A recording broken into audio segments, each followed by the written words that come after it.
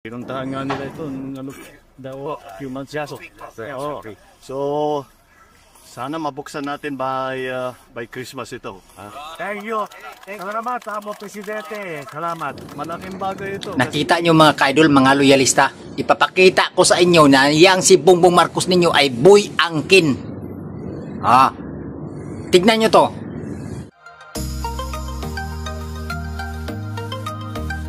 Nandito po ako sa Cagayan ngayon para bisitahin ang Camalaniugan Bridge. Ito po ay isang project na nagsimula nung ako po ay sekretary ng DPWH at ngayon po malapit nang matapos.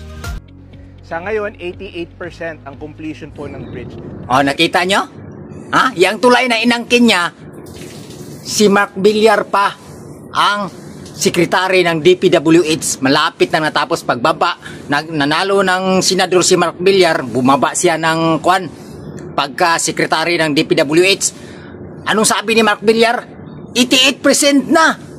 Pero Boy Angkin yung idol ninyo na si Boy Angkin kasi wala naman talagang nagawang legacy project yan. Kasi puro pagnanakaw lang alam niyan.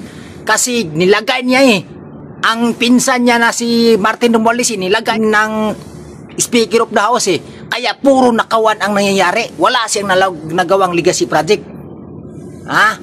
Yung Guimaras Bridge.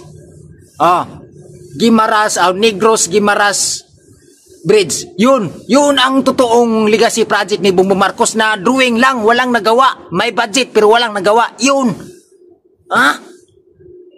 Kaya ito, wag nyo angkinin yan. Kasi sa panahon ni Duterte, na-budgetan na yan, may budget na yan. Kaya, pagbaba ni Mark Villar ay 88% na. Malapit na natapos. Kaya, Boy Angkin! Yang idol ninyong Bongbong Marcos na yang hayop na yan.